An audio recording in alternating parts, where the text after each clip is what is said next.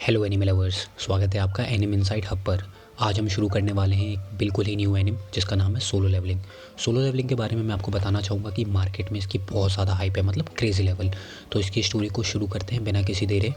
हम देखते हैं एपिसोड 1 की शुरुआत में करीब 10 साल पहले इस दुनिया में अचानक ही कुछ पोर्टल्स खुलने लगते हैं और इस पोर्टल से कुछ डीमंस बाहर आते हैं जिन पर नॉर्मल ह्यूमन वेपन्स का कोई असर नहीं होता है और कुछ स्पेशल टाइप के हंटर्स ही अपने मैजिक से इनसे लड़ सकते हैं। इन हंटर्स को इनकी मैजिकल पावर्स के अकॉर्डिंग रैंक मिलती है। जो हंटर सबसे ज़्यादा पावरफुल होते हैं उनको एस रैंक मिलती है और जो वीक हंटर्स होते हैं उनको ई रैंक मिलती है।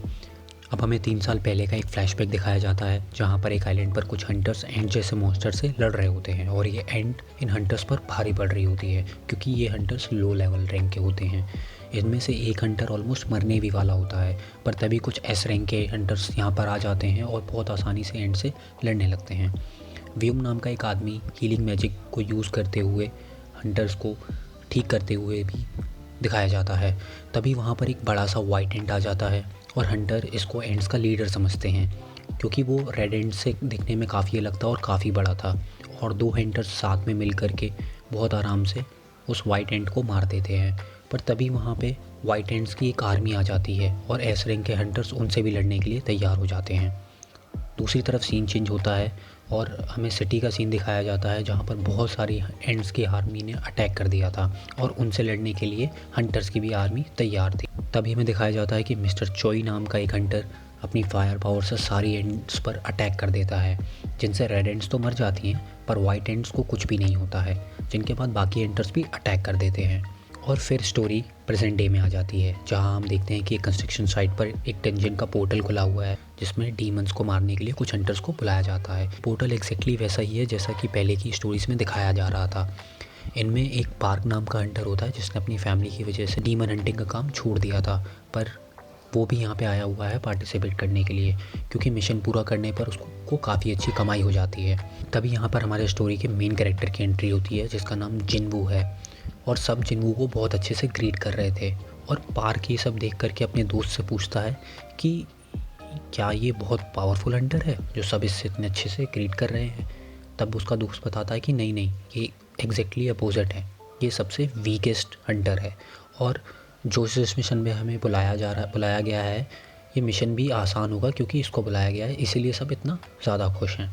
हमें स्टोरी में ये भी दिखाया जाता है कि जिन्वू की ऑब्जर्वेशन पावर बहुत अच्छी है और वो सबकी बातें सुन रहा होता है, पर वो इन बातों का बुरा नहीं मानता क्योंकि उसको पता था कि ये सब सारे लोग सच बोल रहे हैं।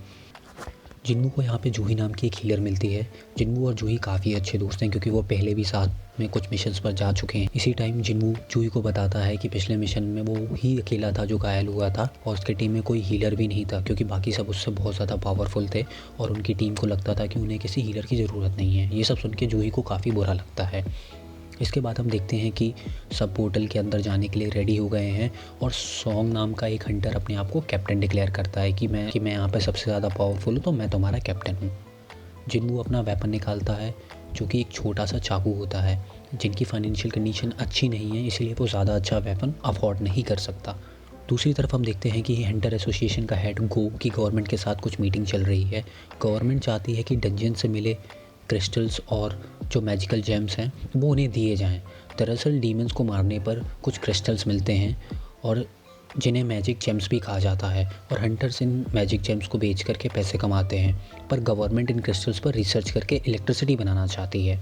इधर सीन चेंज होता है, जिन्वू एक डीमन से लड़ रहा होता है और जिन्वू उस डीमन को मार देता है। उसे एक जेम भी मिल गया होता है, तभी उस पर एक और डीमन अटैक कर देता है जिसे लड़ते हुए जिन्वू का चाकू भी टूट जाता है और जिन्वू बहुत ज़्यादा घायल हो जाता है। तभी वहाँ पे पार्क आ जाता है। पार्क उस डीमन को मार देता है। जिन्वू को घायल देख करके जूही आकर के उसको हील करने लगती है और जिन्वू देख पा रहा था कि बाकी हंटर्स बहुत अच्छे से डीमंस को मार पा रहे हैं। इधर हंटर्स ने डंजन के सारे डीमंस को मार दिया था पर उन्हें ज़्यादा जेम्स नहीं मिलते। तभी एक हंटर को डंजन में एक सुरंग दिखती है, यानी डंजन अभी ख़त्म नहीं हुई है। कैप्टन कहता है कि उसको इसके बारे में पहले हंटर एसोसिएशन को बता देना चाहिए, पर बाकी हंटर्स कहते हैं कि हमें अंदर जाकर और डीमंस को मारना चाहिए। फिर वो लोग वोटिंग करते हैं और वोट्स टाई हो जाते हैं और बस जिन्वू का डिसाइडिंग वोट बचता है। तभी जिन्वू की स्टोरी फ्लैशबैक में दिखाई जाती है। जिन्वू के फादर मिसिंग हैं और उसकी माँ हॉस्पिटल में है और एक उसकी छोटी बहन है जो कि स्कूल जाती है और इन सब की पूरी रिस्पॉन्सिबिलिटीज़ जिन्वू पर है। उसने ये काम पैसे के लिए ही शुरू किया था और वो हाँ कह देता है। फिर हम देखते हैं कि सब लोग डंजन के अंदर जा रहे हैं और जिन्वू जूही से माफ़ी मांगता है कि उसकी वजह से जूही को भी डंजन के अंदर जाना पड़ रहा है। जूही उस पर गुस्सा करती है कि वो जस्ट अभी तो मरते मरते बचा और फिर भी वो एक और डंजन में जाने के लिए हाँ कर दी है। जूही की बात सुनकर जिन्वू उससे माफ़ी मांगता है और माफ़ी के बदले में जूही उसको कहती है कि तुम मुझे एक डिनर डेट पर लेकर के चलना इस सब के बाद, जो कि सुनकर जिन्वू हमारा शॉक्ड हो जाता है।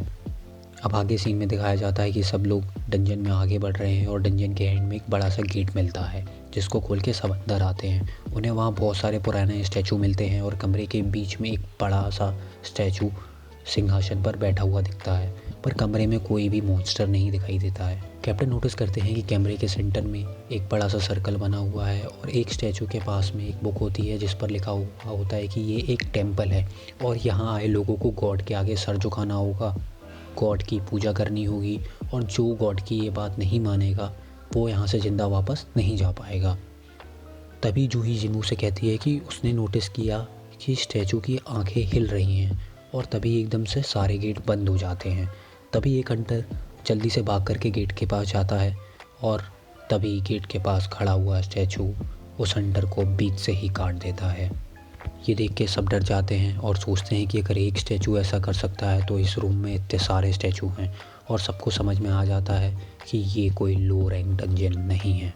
तभी जिन्वू भी नोटिस करता है कि उसके पीछे वाला स्टैचू भी जिंदा है और उसकी आंख लाल हो रही है। जिन्वू सबसे नीचे झुकने को कहता है और उसकी आंख से बहुत तेज आग निकलती है जिसकी वजह से एक हंटर वहीं जलकर राख हो जाता है। जिन्वू सोचता है कि ये सब क्यों हो रहा है, यहाँ से बाहर जाने का कोई रास्ता नहीं है क्या, और शायद वो लोग भी यहाँ पर ही मर जाएंगे। और दोस्तों ये एपिसोड यहीं पर ख़त्म होता है। दोस्तों अगर आपको ये एनीमे पसंद आ रहा है तो कमेंट सेक्शन में ज़रूर बताएं ताकि मैं इसके आगे के एपिसोड्स भी आपके लिए एक्सप्लेन कर सकूं। और हाँ, चैनल को सब्सक्राइब करना बिल्कुल भी ना भूलें क्योंकि यहाँ पर इसी तरीके के मैं और भी एनीमे आपके लिए लाता रहूँगा।